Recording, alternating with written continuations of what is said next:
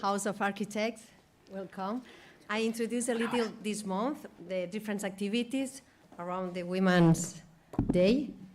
Bàsicament, aprofitar que aquesta presentació del llibre La gran revolució domèstica de Dolores Hayden és una de les activitats que hem realitzat durant el mes de març i que ens sembla realment important tornar al debat que fa més de 40 anys va iniciar la Dolores i que creiem que encara segueix molt actiu i que a continuació veurem en el debat.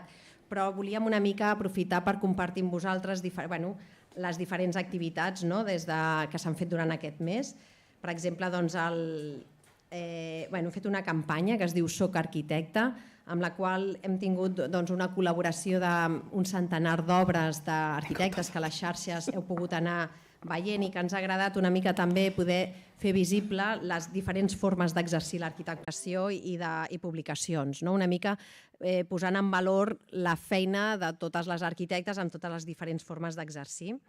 També dir-vos a nivell institucional que hem signat justament aquesta setmana un acord amb l'arquitecta Margarita Brender Rovira, que és la primera arquitecta col·legiada al Col·legi d'Arquitectes, que d'alguna manera iniciem tot el procés de la donació i que és un honor que la primera arquitecta col·legiada estigui també en aquest arxiu que ja té més de 2 milions de documents.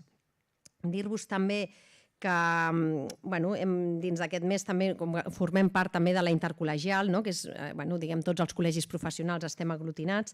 Hi ha un grup de dones arquitectes en el qual també realitzen diferents activitats institucionals que hem fet, com per exemple el 9 de març que es va fer un acte reivindicatiu de les dones al voltant del món professional sota el títol L'Agenda 2030 i els ODS, el número 5, igualtat de gènere, què significa i la seva implantació a diferents nivells, una mica posar dades a aquest ODS i fins a quin punt estem aconseguint que s'implementi.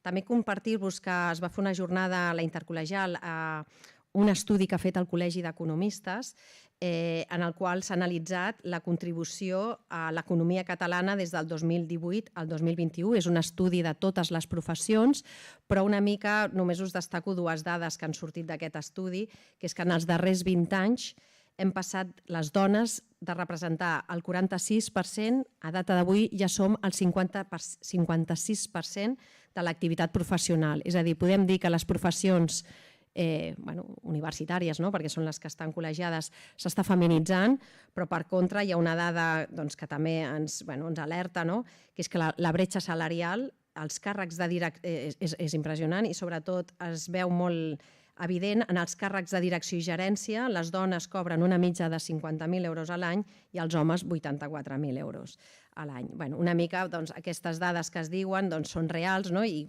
cal aprofundir-les per veure una mica com es pot treballar per reduir-les. Només aprofitem també per dir-vos que vam enviar un correu massiu el 8 de març convidant a fer una enquesta a totes les dones, que us animem perquè demà, que s'acaba el mes, tancarem aquesta enquesta, que ja tenim més de 500 respostes i que ens són importants també per poder tenir una mica captar les vostres necessitats i veure com des del col·legi podem intentar fer visible també tot el rol que realitzem. No em vull allargar més, només agrair especialment a la Dolores Hayden per haver fet l'esforç d'aquest llibre en un moment que no devia ser tan fàcil escriure d'aquests temes i que encara a data d'avui sorprèn que sigui tan actual. Agrair especialment també a Puente Editores i al Moisés Puentes per haver fet la reedició i la traducció d'aquest llibre i que ja el teniu disponible a la Capell. No oblidem la Capell, la nostra millor llibreria d'arquitectura d'Europa. I agrair, evidentment, a Zaida Muxí i Anna Puigjaner que ens acompanyin en aquest debat. Moltíssimes gràcies. Endavant.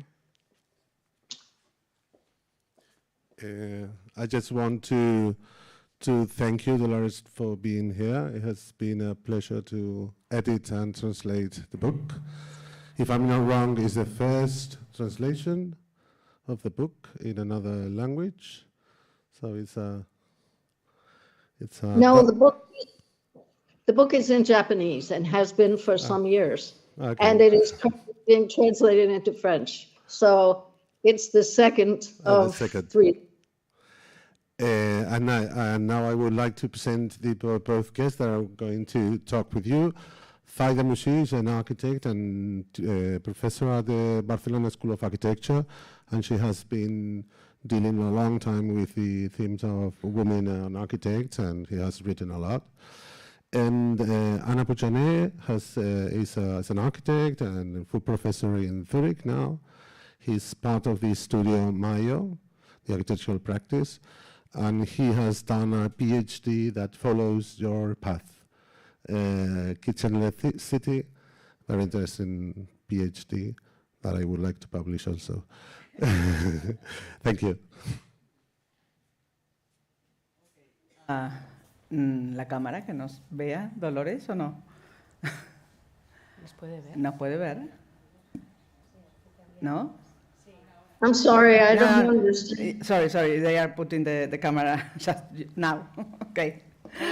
Can you see us, Dolores? Hello. Yes. Great. Yes. I'm Zaida. We met with you maybe almost 20 years ago here in Barcelona with the Dolores Hayden. She was a former president of the Urban History Association and a fellow of the Society of Architectural Historians. Hayden is the recipient of the Radcliffe Graduate Medal for Outstanding Scholarship, an American Library Association Notable Book Award, 2 awards for excellent design, in between others recognitions. Also, she's well known in the poetry world. And I would like to say that in the 70s, there was I want later to ask you about that moment. How was the beginning, or maybe it's not the beginning, of all this research about women activities and women thoughts around architecture, housing, and cities.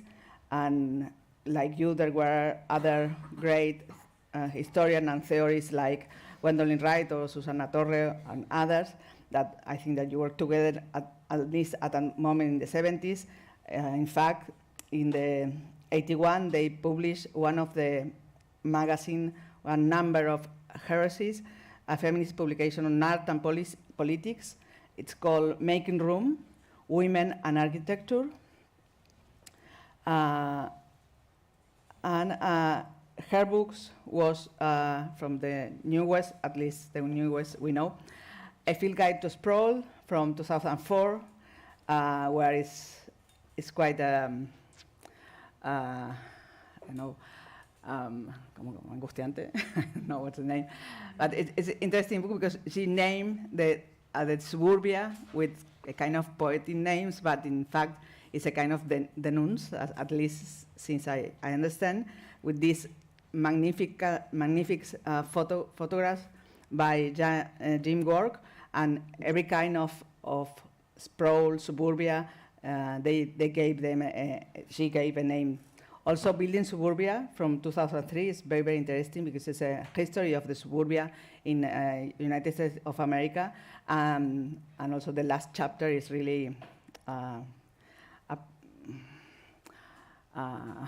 don't know how to say, shocking because she's explaining there how the wealthy ones opt to go out to the city and destroy also their own life because, well, you have to read it. Also, The Power of Place, and her early works, Redesigning the American Dream, that was published in 1984 and revisited and republished in 2004. Also really interesting. The Grand Domestic Revolution, the one we have now translated, is about the, as she called, the materialist feminism, how the women in the feminist movement of the second wave, the wave of the suffragism, they asked for transformation in the way, especially the domestic realm is transformed, or must be transformed, to really to have an equal society. And Seven American Utopias, that is also about the new model towns with different perspectives. And in 2022, she was awarded with the Vincent Scully Prize, given by the National Building Museum, and also she received the second prize, second Matilde Ucelay Award from the Spanish Ministry of Transport in September 2022. And well, I know we began with a question. I would like to know how, because one thing that we still find when we work with the students, that, especially women, that want to look for the ancestors and the women, the previous women, how to begin to look for information, because you know it's not easy. So how you begin with this research, and how was maybe your ambience at that moment with different feminist scholars, or how do you arrive to this path to find all these proposals? Well, first of all, I'd like to say thank you to the publishers and translators for bringing my 1981 book, The Grand Domestic Revolution, into Spanish and making it available for a whole new set of readers. Thank you all. I know it takes a tremendous amount of work to bring a project like this to fruition. Asking me about how it all began, certainly a good question. And my first book, which came out in 1976, when I was still an assistant professor at MIT, was a history of 19th century and early 20th century towns in the United States that were founded by people who call themselves socialists and believed that if they built a perfect town or an ideal town, a place that was more equitable in economic terms and expressed this spatially, that a model town would be copied. And that as the frontier moved west, Americans would adopt these designs for the best towns they had seen. Now, that didn't turn out to be the case, but the Shakers were a religious group, and they, in fact, did manage to build 24 towns that lasted a long time. So there was a certain amount of interest in everything to do with building a better society and building it physically. And because that was my first book, at the very end of it, I came across a number of articles by women saying that they thought some of the communitarian ideals could be translated to American cities and suburbs and could benefit women.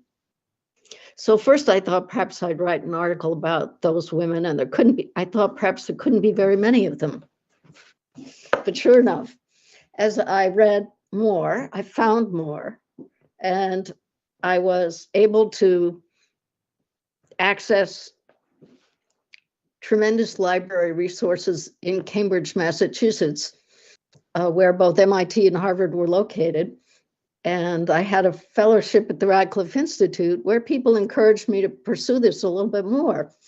And turned out, I discovered many, many experiments. The first and perhaps the real launching pad was in Cambridge, Massachusetts. It turned out that the Cambridge Cooperative Housekeeping Society was the place where a few women decided that they should do their cooking and laundry and mending together, and then send the food and the clothes to their husbands at home for cash on delivery.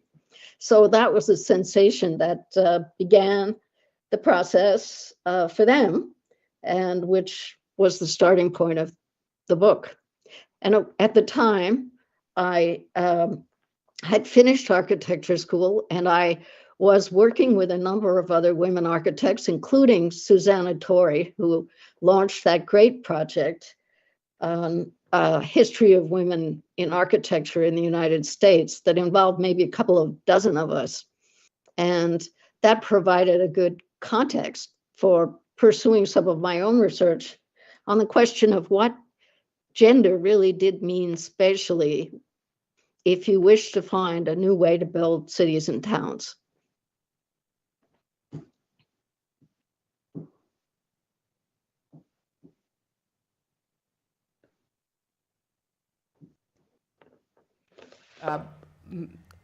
Make the public understand why we are here today.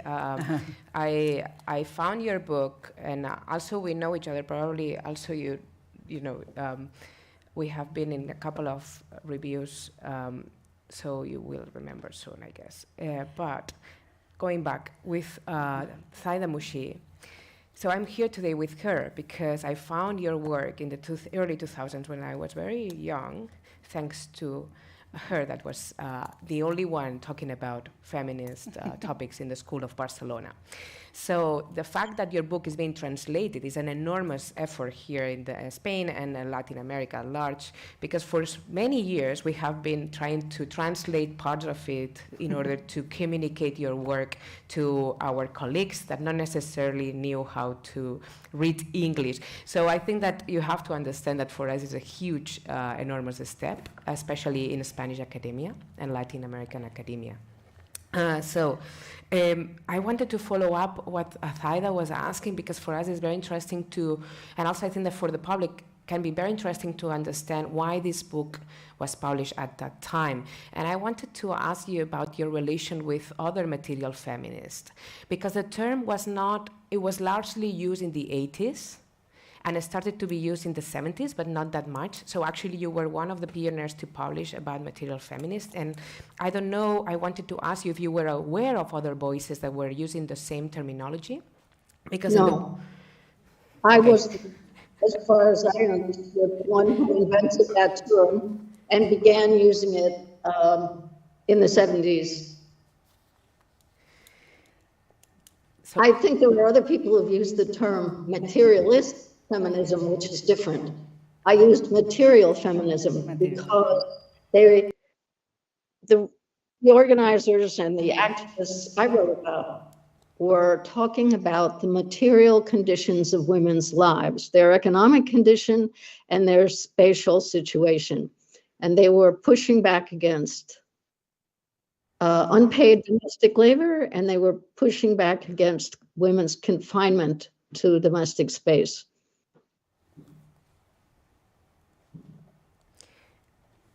I wanted to ask you about your references from outside US territory, if you had so, from other feminist movements, such as the one led by Monique Wittig, for instance, in France, that were dealing with similar issues. Well, I had strong relationships with feminists from a number of different countries, but not so much from France, more from England, and certainly many Canadian feminists also were active with feminists from the United States in various congresses and organizations. And we had groups across the country in just about every major architecture school or every major planning school. The planners groups and architects groups weren't always the same, but because I moved from being a professor of architecture to a professor of urban planning at one point, and then a professor of American studies, I knew many of the different people who were in women's history or were women planners or women architects. Taking the things are explained in the book. How do you, because we just been talking before that it's very, from nowadays it's not all this that is from almost 150 years ago, but it's really actual, it's totally necessary now, all this thinking. How do you think that now these kind of ideas are impacting in the architecture or in the city planning, or if it has any impact? Well, I think in the United States, we're still struggling over the question of questions of people having the right to housing or people having a right to support for childcare. So we're quite far behind many other countries on these issues. And I believe that in Europe, you're doing much better. The US, you're doing much better in terms of publications and research on this topic. And I'm saying this because you mentioned the Radcliffe Institute. And for the audience, the Radcliffe Institute is a huge institute in Harvard that has supported research of gender studies for decades now. And thanks to the institute, a lot of publications have emerged. We do have those, but the importance of the Radcliffe Institute, it would be very interesting to trace back which publications are related with that institute, as many others that happened in the US at that time in the 70s precisely, founding this type of research and movements.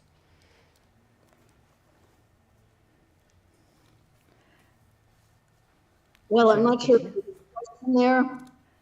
No, no es una pregunta. No question, no. I'm going to continue, sorry. No, I think that I can follow up with that. Yes. So I will follow up with the following book, because you relate to the actual book, The Grand Domestic Revolution, with your previous book, 7 American Utopias, which was published 4 years before this, or 5 years before this one. But what about the relation with Power of Place, for instance? What brought you from this book to talk about context and social empowerment? Well, there is another book in the middle, which is Redesigning the American Dream. And that is a book about suburbanization, especially suburbanization after World War II. And I believe that's the book that will really tell you why the United States took a very different road from many of those exciting material feminist experiments that I chronicled. We became a nation that was concentrated on expanding suburbs rather than on developing more sophisticated city centers. And those suburbs were heavily segregated by the discrimination in mortgage lending. And those suburbs were often described by their developers as having Mr. Homeowner married to Mrs. Consumer. And they were not organized for women who would be in the paid labor force. And they were in many ways quite isolated and difficult places to be carrying on, for people to be carrying on as parents, especially as more and more families involved two workers or were single parent families. So Grand Domestic Revolution was really paired with redesigning the American dream. What had people hoped for and what had actually happened. And so Redesigning the American Dream came out in '84. And after I finished my work on the suburbs, I wanted to do something totally different. By that time, I was living in Los Angeles. And the next book that I wrote, The Power of Place, was a book about the preservation of public memory, and especially public memory of people's struggles in various industries that had provided the economic foundation of the city. And I was interested in landmarks that commemorated women's history, as well as the history of a whole range of groups that had come to Los Angeles to build some kind of future for themselves and their families. And that's the book of all of mine that had the most immediate effect. And that's the book that actually did change, in many ways, people's thinking about public history and landmarks, and thinking about how to celebrate a whole population and not just a few leaders who might have been businessmen or architects and their accomplishments, but to broaden the range of what people understood as the history of a great city. And I don't know if you agree with me, but this work of power of place, I think also about the work of other researchers from Canada, Leonie Sandercock, that also, like you in this book, she worked in this revision and visibilization of all the others. And why do you think this book has more impact than the others, or was much open? It's because it's not about women. No, it is about. Yes, but not especially, no? Are more things. Or not? It's a different context. The context is the labor force, and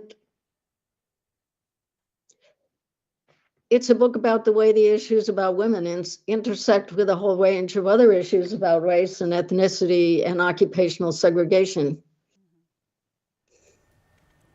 Yeah.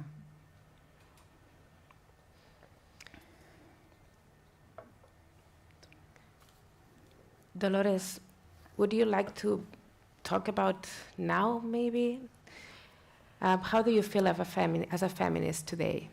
Because your first books are related with the second wave of feminism, but wave of feminists have been, have a speed up in the last decades to the point that we jump already to the fourth wave of feminists after the Me Too and all the digital impact and all the Latin American movements. How do you feel with the actual wave of feminists? How do you position yourself in the actual discourse? My sense is that feminism has moved in different ways in different countries, and that it's difficult to say there's just one wave at any given time. That many of the experiences, from the 19th century on, or even before that, are being reevaluated and rethought, and different kinds of actions are possible in different places at different times. Can you hear me?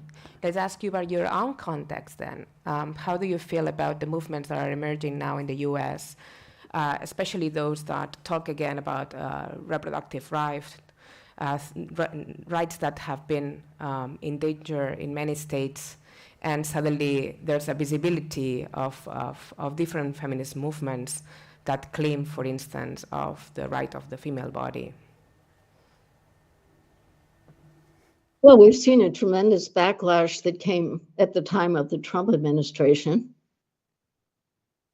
And it is largely tied to many religious groups that believe there is only one kind of family, and it's a male-headed family, and a family with very conservative religious beliefs. And do you see any kind of examples similar to the ones you relate in this book, in the Grand Domestic Revolution nowadays? Do you know any experience in America or in Canada, I don't know, about this kind of proposals? Well, I think we have found that there are a few more employers taking childcare seriously and for their own self-interest, just as in World War II, certain manufacturers of ships and armaments thought that they couldn't keep the Rosie the Riveter workers on the job unless they had childcare and cooked food service. After people did an 8-hour shift, they needed to go home to their children and give them a meal. And they were single parents because the men were off in World War II. So that kind of national crisis made women valued workers for a time. It didn't last. But I read an article in the Washington Post this morning about childcare, which echoed many of those World War II themes, that certain companies couldn't keep their female employees working consistently 5 days a week unless they did something about either backup childcare or regular childcare. And in the first case, they began by offering backup childcare in case there was some reason a worker's child couldn't go to the regular childcare. And then they found that it was so much improving everybody's performance and their accountability that they thought they should go to full childcare program. And some wealthy corporations have had the funds and the sense to do that. I don't think, though, that that's the leading edge of feminism in this world by any means.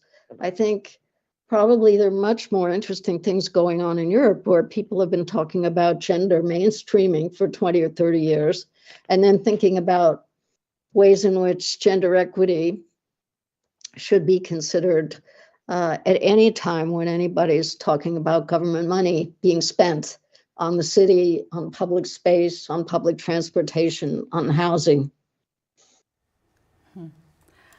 And from the book, which experience do you think that is still very, very necessary, or still we can think about this experience almost like it was at that moment, or which experience fits better in our time now? Well, I don't think we can truly compare things that happened in 1869 or things that happened in 1920 with what might be happening in 2023.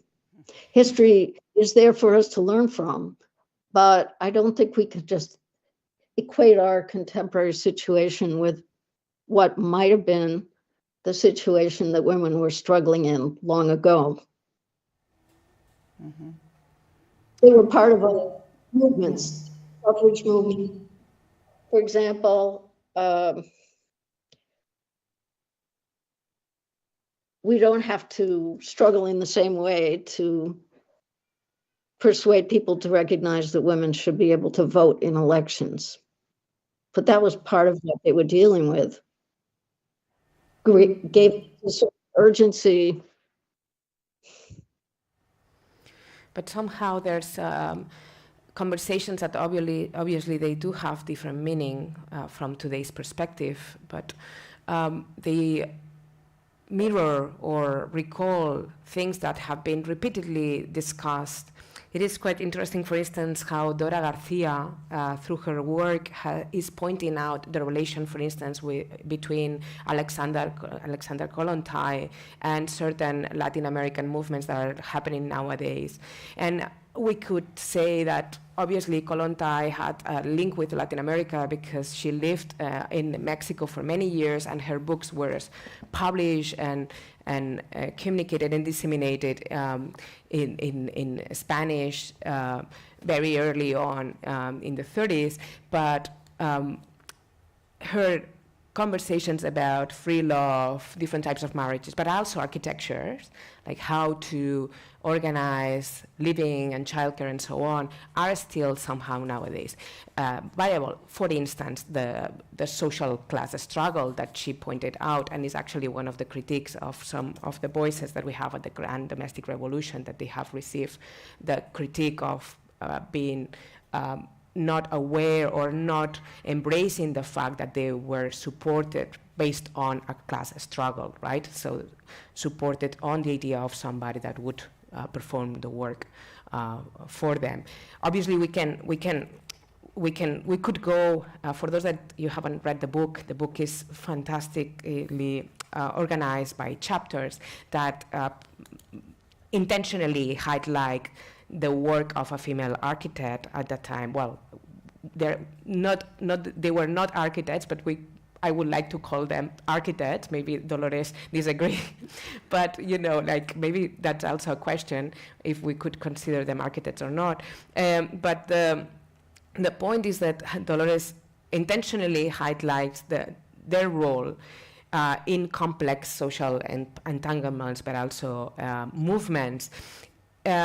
And some of them, through today's eyes, we could critically understand their work, critically meaning negatively. So basically, some of them in today's context, some of their claims would be completely politically incorrect, but others are extremely still contemporary.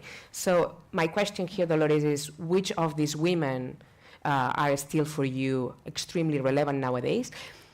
And probably to that point also this is a very gossipy question, very stupid one, but which chapter, which women for you was very difficult to write about and which others were super easy?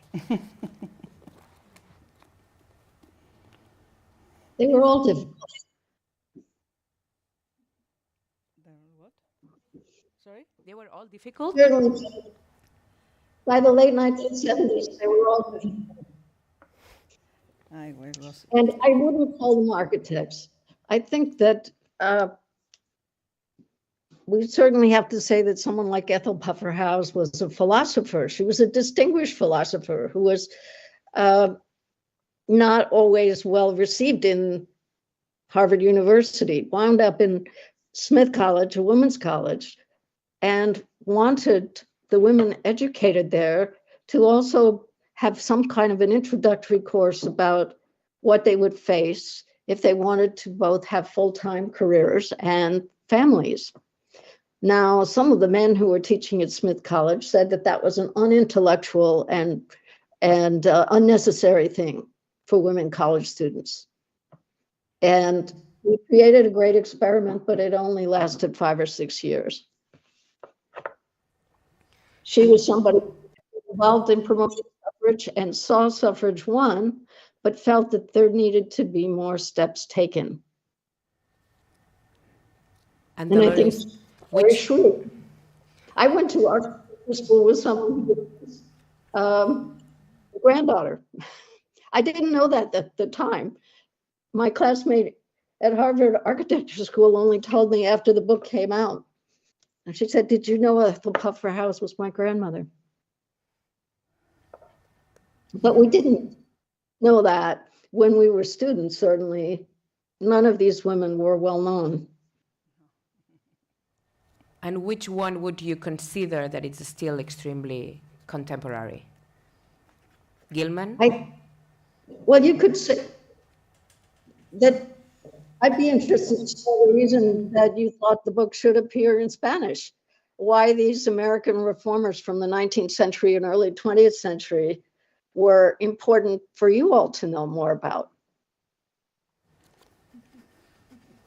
I think that is really relevant to think about the communitarian care and a house that is not an individual family house or apartment, and the way we have to care in collective in society. I think that this is really, really relevant today, because it's not possible to have, it's not possible, it's very difficult to have everything inside one's apartment and do the work, the productive work, and take care of the kids and the house, and everything is impossible. So I think that all these thoughts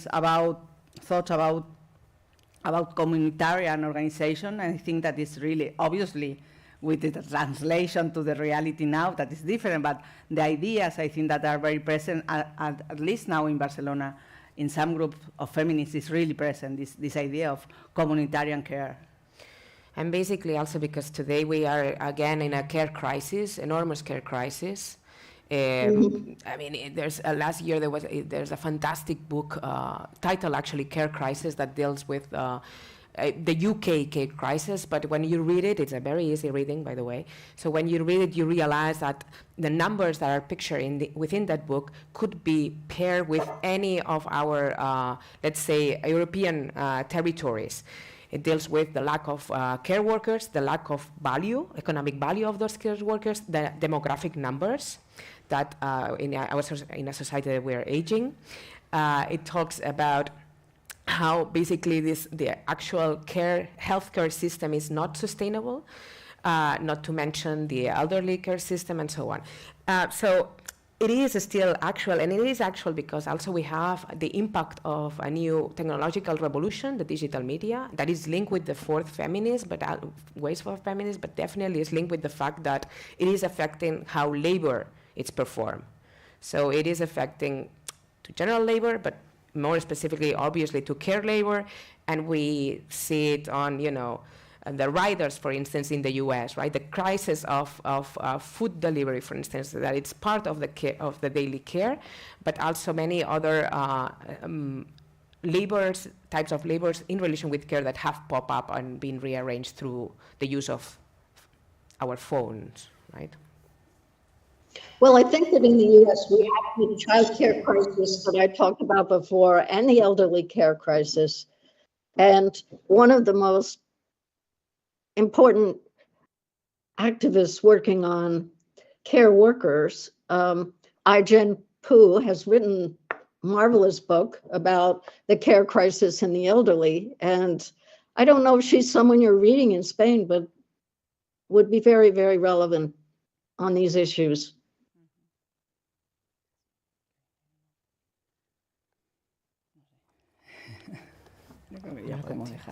No sé si alguien quiere. Maybe we should open to the public because we have been talking for more than... Someone who wants to do any question?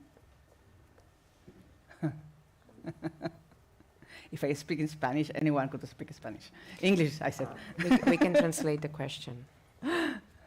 No? Or you can translate the question in Spanish for me.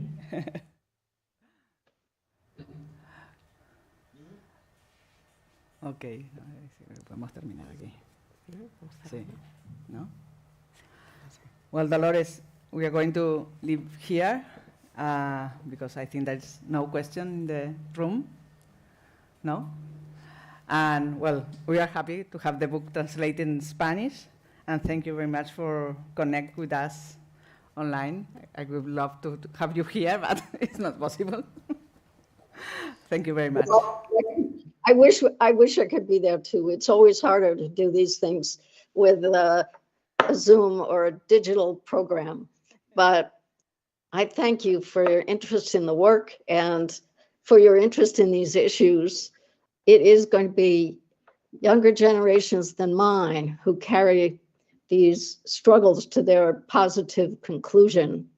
And in that sense, I hope that everyone in the audience will be asking how they solve the care crisis in the city, in the country, in suburbs, in your country and my country, and thinking about what an egalitarian set of solutions and what support for care work will actually mean. And I think that the women I studied from the 19th century, early 20th century, were just raising those issues in the context of industrializing cities. They were thinking, what would it mean to have infrastructure that would really support women? Not just paved streets and piped water, but what would it mean to think about all the necessary work that's part of living? And that's a conversation that we will no doubt be continuing for some time. So thank you all for the work you put in on this project of translation. And I do hope that I meet you all in person one day, if possible, somewhere, either in Spain or the United States. Sure. Thank you very much. Thank you very much.